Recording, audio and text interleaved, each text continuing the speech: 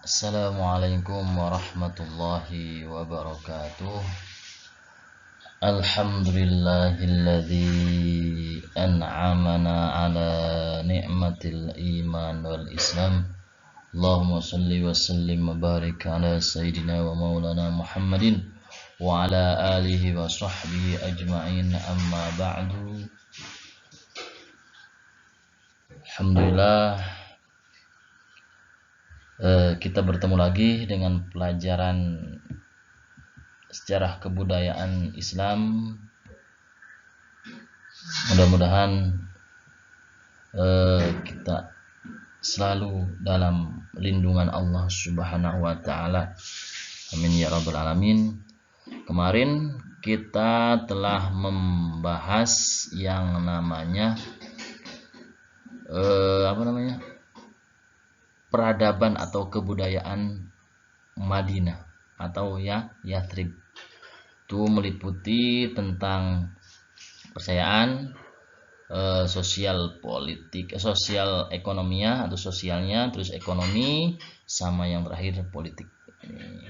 Itu berarti kemarin masih membahas Madinah sebelum adanya Nabi, atau Madinah tempo dulu, atau Yathrib tempo dulu sebelum adanya Nabi. Sekarang kita membahas tentang ketika Nabi hijrah pada tahun 622 Masehi ini, atas undangannya suku Aus dan Khazraj ini. Setelah Nabi datang ke Madinah, apa yang akan dilakukan oleh Nabi? Dakwahnya itu gimana? Cara menyebarkan Islamnya itu gimana? Kita bahas di sini. Sama apa beda dengan keadaan Nabi ketika Nabi berada di Mekah? Ya, kita bahas yang pertama tentang substansi dakwah Nabi di Mekah. Kemudian strategi dakwah Nabi di Madinah, di Madinah ya, bukan di Mekah, di Madinah. Kemudian adanya pembentukan pertahanan dan keamanan. Yang terakhir yaitu dakwah Nabi keluar daerah Madinah atau wilayah Madinah. Oke, kita bahas yang pertama ya. Ini dari 4 pembahasan ini, substansi dakwahnya ini nanti akan kita pelajari sama apa enggak dengan di Mekah. Strateginya juga gimana? Sama apa enggak dengan di Mekah? Kita bahas, oke?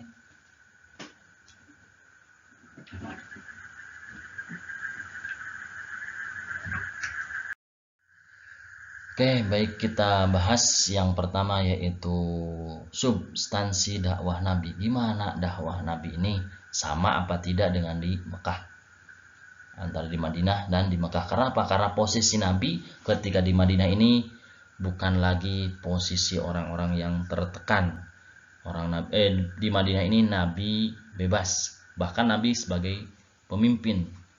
Kenapa? Karena dia diyakini oleh orang-orang suku Aus dan Khazraj ini sebagai nanti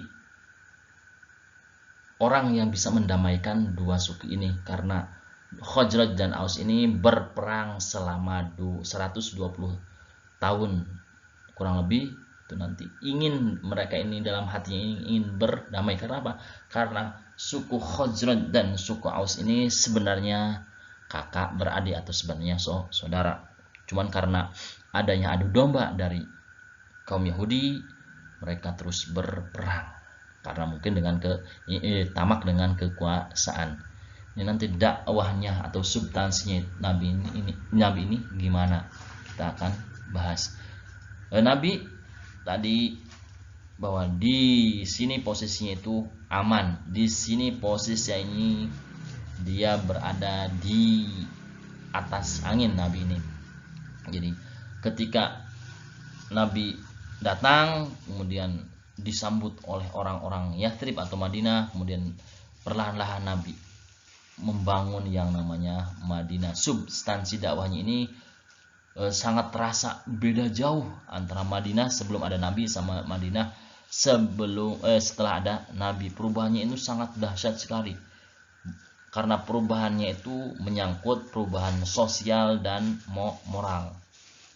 Maka nabi mengeluarkan atau membuat asas-asas yang berkaitan dengan moral dan sosial ini diciptakan sendiri dengan tuntunan wahyu. Maka lahirlah dua doktrin pada saat itu, yaitu doktrin teologis dan doktrin politik.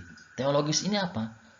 Teologis ini doktrin, yaitu dalam rangka menekankan, doktrin yang menekankan pada moralitas dalam mempersatukan antara moralitasnya Tuhan dengan moralnya Tuhan dan moralnya manusia. Jadi doktrin ini yaitu doktrin yang menekankan pada moral, yang moral ini harus disatukan atau harus disamakan antara moralnya manusia dengan moralnya Allah atau moralnya Tuhan. Gimana sih? Misalnya Madinah sebelum ada nabi, mungkin moralnya ini sama dengan orang-orang Makkah, sering berperang, minum minuman keras, membunuh wanita atau membunuh anak kecil yang wanita, kemudian menyembah berhala. Moral ini ketika nabi ada dipertegas, disamakan. Kemudian yang seterusnya yaitu doktrin politis. Doktrin politis ini yaitu sama, mengedepankan moral atau moral yang dilandasi oleh keimanan dalam menentukan suatu perubahan untuk menata institusi dan politik. Ketika institusi atau lembaga-lembaga ini tidak sesuai dengan moral atau tidak sesuai dengan aturan Islam atau aturan yang dibawa oleh Nabi, dirubah. Institusi atau lembaga ini dirubah oleh Nabi, dimunculkan yang baru. Sesuatu yang tidak sama dengan syariat dirubah dan dimunculkan sesuatu yang baru. Karena apa? Karena sekali lagi orang Madinah ini sudah benar-benar beriman, meyakini bahwa Nabi Muhammad ini nabi yang terakhir dan nabi yang akan membawa kemaslahatan umat banyak. Dia sudah tahu, sudah yakin, walaupun tadi agamanya itu mayoritas ini selain Yahudi, itu dia juga itu seperti halnya orang-orang Mekah itu Wathani. Tapi karena dia sering bergaul dengan Yahudi, dia sedikit ada informasi. Jadi ketika Nabi ada, dia udah benar-benar nggak tanggung-tanggung lagi. Keimanan itu sudah benar-benar melekat, sudah benar-benar yakinnya.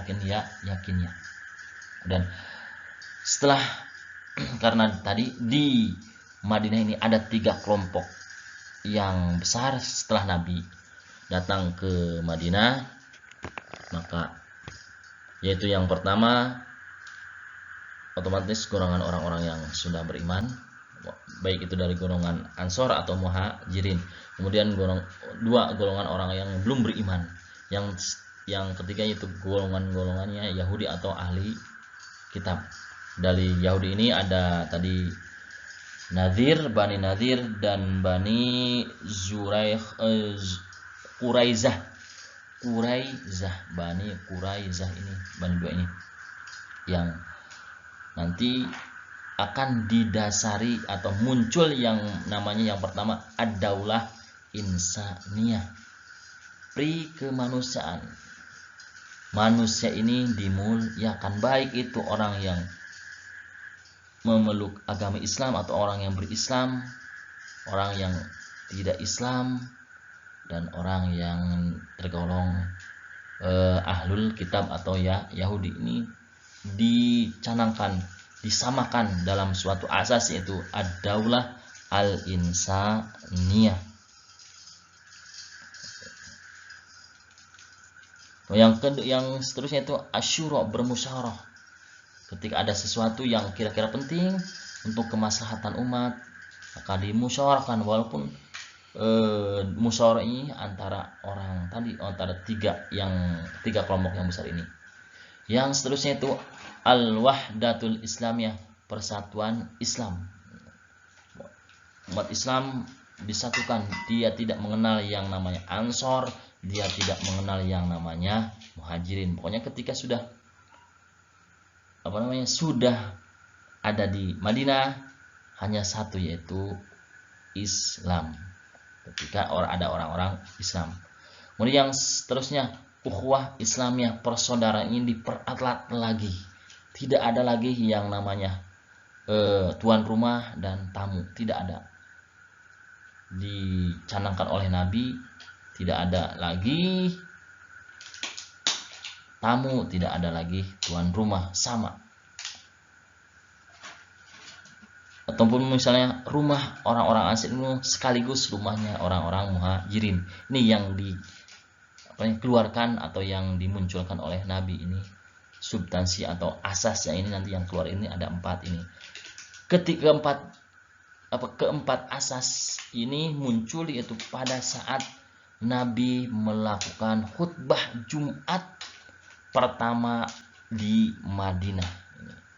Ketika Nabi berkhutbah Jumat pertama, melakukan Jumat pertama, yaitu yang berada di Madinah ini, nanti muncullah yang namanya 3 asas atau substansi dakwahnya Nabi ini. Kemarin dibahas bahwa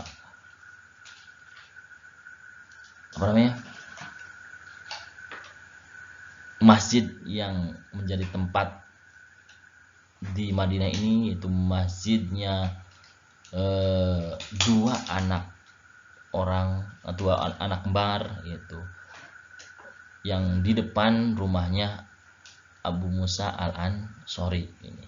Ketika waktu itu banyak yang menawari rumah atau penginapan ke Nabi, Nabi berisyarat, hanya ontak aku saja ketika berhenti, maka itu tempatku untuk berteduh. Maka setelah unta itu berhenti di rumahnya Abu Musa Al-Asy'ari, kemudian di depan rumahnya Abu Musa ini dibangunlah masjid, yaitu masjid 2 orang yang kembar itu. Oke, setelah itu baru muncul, terus berkembang Madinah ini. Karena apa? Karena landasan atau asasnya ini benar-benar diterapkan oleh Nabi dan dicanangkan pertama kali yaitu pada saat khutbah Jumat pertama di Madinah. Kita lanjut dengan pembahasan yang selanjutnya, itu strategi dakwah Nabi di Madinah. Sama apa enggak dengan strategi dakwah Nabi di Mekah? Kita bahas. Oke, kita lanjut dengan pembahasan yang selanjutnya, itu strategi dakwah Nabi. Strategi dakwah Nabi yang pertama dalam mengembangkan Islam, yang pertama dengan membangun yang namanya masjid. Masjid ini ada 2 masjid yang dibangun oleh Nabi, yaitu Masjid Quba dan Masjid Nabawi. Masjid Quba ini yaitu masjid yang dibangun oleh Nabi sebelum Nabi tiba di Madinah, atau tepatnya di daerah Quba. Ada itu tanah dari kabilah Amr bin Auf, yaitu dari kabilah Amr bin Auf ini menyatakan atau mewakafkan tanah untuk dijadikan masjid. Maka diletakkanlah peletak batu pertama oleh Nabi, yaitu di mihrab yang pada waktu masih menghadap ke arah Baitul Maqdis. Kemudian disusul peletakan batu itu oleh Khulafaur Rasyidin yang 4 ini. Selanjutnya itu Masjid Nabawi. Masjid Nabawi ini ya tadi ketika Nabi datang ke Madinah atau ke Yathrib, kemudian banyak orang-orang untuk menawari Nabi tempat tinggal, kemudian Nabi menyerahkan sepenuhnya atau menyerahkan di mana dia ingin menetap, yaitu sesuai dengan onta itu berhenti. Akhirnya onta itu berhenti yaitu di depan rumahnya Abu Ayub, bukan Abu Musa ya, Abu Ayub Al-Ansori, yaitu tepatnya di rumahnya Sahal dan Suhail, yaitu dari kabilah atau dari Bani Nazar. Kemudian Nu'man atau Haris bin Nu'man atau Nu'man bin Haris kemudian mewakafkan seluruh jalan dan rumah yang ada yang dekat masjid ini untuk rumah Nabi sekaligus untuk rumah istri-istri Nabi. Jadi di Masjid Nabawi ini dibangun yaitu pada bulan Rabiul Awal, yaitu pada tahun 1 Hijriah, yaitu pada pertama Nabi hijrah atau Nabi hijrah ke Madinah atau ketika sampai di Madinah ini Masjid Nabawi, yaitu masjid yang tanahnya ini dipunyai oleh dua orang, yaitu Sahal dan Suhail dari Bani Najjar. Kemudian Haris bin Nu'man mewakafkan seluruh jalan dan rumah yang berada di lingkungan masjid tersebut untuk ditempati atau dihibahkan, bukan diwakafnya, dihibahkan kepada Nabi agar dibangun rumahnya Nabi sekaligus rumah istri-istrinya Nabi. Setelah masjid ini pada waktu itu bukan hanya untuk tempat ibadah, tapi untuk berbagai macam persoalan, baik itu musyawarah ketika ada masalah yang menyangkut kepentingan umum dimusyawarahkan di masjid, mengadili orang, dan apa aja belajar ini di masjid, bukan hanya tempat untuk sholat atau tempat untuk ibadah saja, tapi masjid pada waktu itu benar-benar sentral. Yang seterusnya Nabi membangun yang namanya pusat perdagangan. Karena apa? Karena Nabi tahu bahwa perdagangan ini atau ekonomi ini sangat penting untuk suatu negara. Maka dibangun pusat-pusat perbelanjaan dibangun, yang tadinya di Masjid Nabawi, karena itu di Masjid Nabawi itu letaknya di pusat kota. Jadi jalan-jalan yang menuju ke masjid ini yang tadinya tidak ada diperlebar, dan orang-orang yang berada di sekitar jalan tersebut emang dengan sukarela menghibahkan, mewakafkan tanahnya untuk jalan. Kemudian jalan yang tadinya tidak terhubung, kemudian pada saat Nabi ada langsung terhubung dan terpusat, yaitu di Masjid Nabawi ini. Sampai tempat-tempat yang tadinya lembah dibuatkan jembatan dan nanti akan terhubung dengan yang namanya Masjid Nabawi. Jadi Madinah pada saat itu pusat perdagangannya yaitu sudah benar-benar ramai, karena sesuatu yang mendukung perdagangan ya dalam hal jalan dan jembatan ini dibangun oleh Nabi agar pusat yang berpusat di kotanya itu yang ada Masjid Nabawi ini nanti akan ramai. Kemudian menumbuhkan yang namanya ukhuwah Islamiyah dan persaudaraan. Nabi sekali lagi ketika datang ke sana, persaudaraan antara kaum muhajirin benar-benar dipupuk oleh Nabi Muhammad SAW. Tidak ada yang namanya tamu, tidak ada yang namanya tuan rumah. Hal tersebut dicontohkan oleh Nabi itu karena dia sudah termasuk orang Madinah, dia menggandeng yang namanya Ali bin Abdul Muthalib atau Ali bin Abdul Muthalib, jadi persaudaraan. Kemudian Abu Bakar disatukan dengan yang namanya dengan orang-orang Ansor yang lain, kemudian Umar, Utsman dan yang lainnya, pokoknya disatukan, tidak ada lagi perbedaan. Kemudian yang selanjutnya itu meletakkan dasar-dasar politik. Dasar politik yang tadi setelah kita sampaikan bahwa strategi atau substansinya itu nanti imbasnya ke dasar-dasar politik, yaitu pada saat Nabi melakukan khutbah. Karena di Madinah atau ya di Madinah ini banyak sekali suku, itu ada 15, kemudian yang terbesar itu 3, kemudian dari sana dimunculkanlah yang namanya perjanjian atau institusi Madinah atau perjanjian Madinah atau konstitusi Madinah, itu yang membahas atau yang keluar nantinya jadi 5 perjanjian. Yang pertama, tiap kelompok dijamin kebebasan beragama.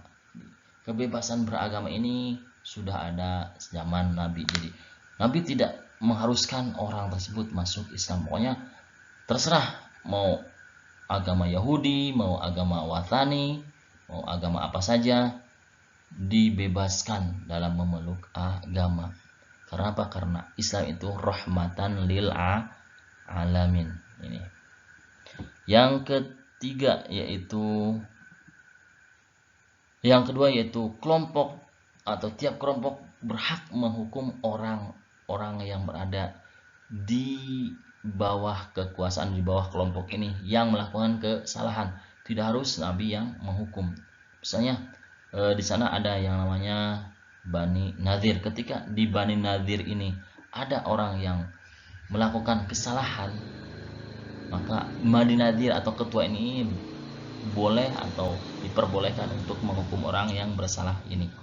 Kemudian yang ketiga itu tiap-tiap kelompok saling membantu dan mempertahankan Madinah. Ini yang menurut Ustadz paling bagus. Jadi dia tidak mengenal yang namanya agama. Pokoknya ketika sudah di Madinah harus membangun Madinah, baik itu Yahudi, baik itu non Muslim, baik itu orang Islam, sama gotong royong untuk membangun yang namanya kota Madinah. Kemudian yang keempat yaitu penduduk Madinah mengangkat Nabi sebagai pemimpin. Ada kesepakatan bahwa yang memimpin Madinah sekarang beralih ke tangan Nabi Muhammad Sallallahu Alaihi Wasallam. Kemudian yang ketiga, terakhir yaitu yang kelima, meletakkan landasan berpolitik, ekonomi dan kemasyarakatan yang baru, yang menguntungkan orang-orang banyak. Ini yang muncul pada saat yang dimunculkan oleh Nabi untuk meletakkan dasar-dasar perekonomian, dasar-dasar politik yang dikenal dengan perjanjian atau konstitusi Madinah atau perjanjian Madinah, itu yang ada 5. Jadi yang kelima ini yaitu meletakkan dasar politik dan ekonomi ini. Jadi ekonomi dan kemasyarakatan bagi negara Madinah yang baru terbentuk, atau bukan Madinah, maksudnya ada daerah yang baru terbentuk, maka politik atau landasannya itu harus disamakan, baik itu politik, ekonomi dan kemasyarakatannya. Ini meletakkan dasar politik atau strategi Nabi. Berarti strategi Nabi ini ada 4. Yang pertama membangun masjid, kemudian perdagangan, kemudian persaudaraan, kemudian yang setelahnya politik dasar politik. Yang dasar ini tadi dilandaskan oleh moral ketuhanan, moral yang disamakan dengan moralnya Tuhan. Kita lanjut dengan yang namanya yaitu pembentukan pertahanan dan keamanan. Oke, tadi setelah dasarnya itu dengan membentuk masjid, kemudian pasar atau perdagangan, kemudian dasar politik, kemudian ukhuwah atau persaudaraan yang dibentuk oleh Nabi sudah kuat, maka untuk menjaga Madinah ini maka Nabi membentuk yang namanya pertahanan dan keamanan untuk menjaga-jaga ketika ada orang menyerang Madinah, Madinah sudah siap. Jadi ketika Nabi sudah menata kehidupan yang dasar-dasar kehidupannya, ya tadi dengan membangun masjid, dengan perdagangan supaya Madinah rame, kemudian ukhuwah atau persaudaraan antara orang-orang Madinah atau orang-orang Muhajir dan Ansor benar-benar diperkukuhkan, kemudian adanya dengan munculnya perjanjian Al-Konstitusi Madinah yang isinya ada 5 perjanjian itu sudah, kemudian barulah dibentuk yang namanya pertahanan dan keamanan, itu dengan cara membuat kekuatan militer. Nabi yakin bahwa ketika militer ini kuat, maka ketika ada musuh datang, musuh setidaknya tidak gampang untuk dikalahkan. Kemudian yang setelahnya itu membuat siasat politik, siasat atau strategi politik atau strategi untuk menyerang atau untuk bertahan itu gimana. Yang kedua itu ekspedisi keluar Madinah, itu dengan mengutus yang pertama Hamzah itu ke daerah Laut Merah, nah kemudian bertemu dengan Abu Lahab, tapi tidak terjadi peperangan. Itu ketika pada saat itu Hamzah membawa 30 pasukan bertemu dengan Abu Lahab, yaitu sekitar 300, tapi tidak terjadi peperangan karena ada yang mendamaikan. Kemudian ada lagi yang diutus yaitu ke daerah Hijaz, sama, yaitu dengan membawa beberapa orang, terus bertemu dengan orang-orang Quraisy dengan Abu Sofyan, tapi tadi tidak alhamdulillahnya itu tidak terjadi yang namanya pertempuran. Ini pembentukan pertahanan itu dengan membentuk kekuatan militer, kemudian membentuk siasat politik atau siasat militer, kemudian ekspedisi keluar daerah-daerah yang kira-kira strategis atau kira-kira berbahaya. Dia mengutus sahabatnya untuk pergi ke sana untuk mengawasi daerah tersebut, untuk menjaga daerah tersebut. Itu yang contohnya itu tadi mengutus pamannya sendiri Hamzah ke Laut Merah. Ini tentang pembentukan pertahanan dan keamanan. Setelah benar-benar situasi di dalam ini benar-benar kondusif, benar-benar maju, ini yang dilakukan oleh Nabi Muhammad SAW. Kita lanjut dengan pembahasan yang terakhir. Kita membahas tentang pembahasan yang terakhir, yaitu dakwah keluar kota Madinah atau wilayah Madinah. Ketika Nabi sudah yakin bahwa perekonomian Madinah maju, ukhuwah juga sudah terjalin, pertahanan siasat sudah kuat, maka dia dakwanya itu dengan cara keluar kota Madinah dengan cara mengirimkan surat dan delegasi-delegasi. Contohnya itu ke Raja Heraklius, yaitu Maharaja Romawi, yang diantarkan oleh Dakhiyah bin Khalifah Al-Kalbi Al-Khazraji ini. Si Dakhiyah ini membawa surat tentang ajakan Nabi untuk masuk Islam ke Heraklius, yaitu Maharaja Romawi. Kemudian itu ke Kaisar Persia yang dibawa oleh Abdullah bin Hudzaifah bin Saham. Ini surat untuk ajakan beriman kepada Nabi, yaitu dengan cara dakwah keluar ini, jadi dengan cara menulis surat ini itu datang ke Kaisar Persia.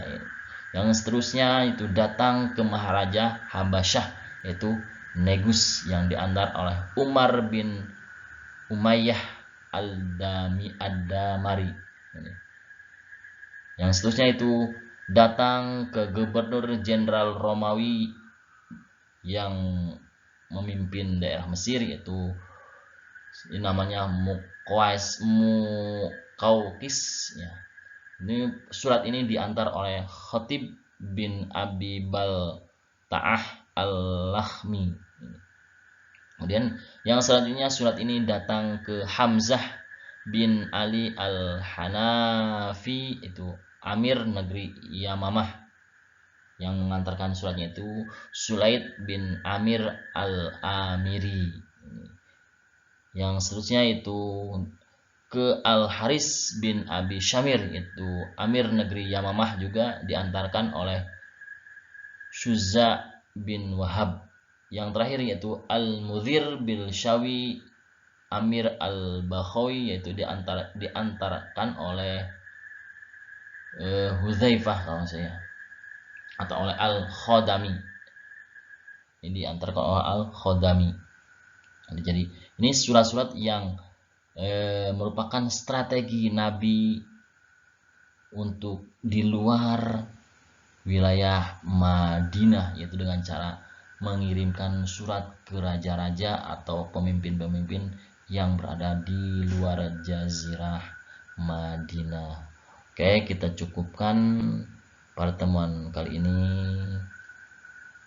Ustadz akhiri, assalamualaikum warahmatullahi wabarakatuh.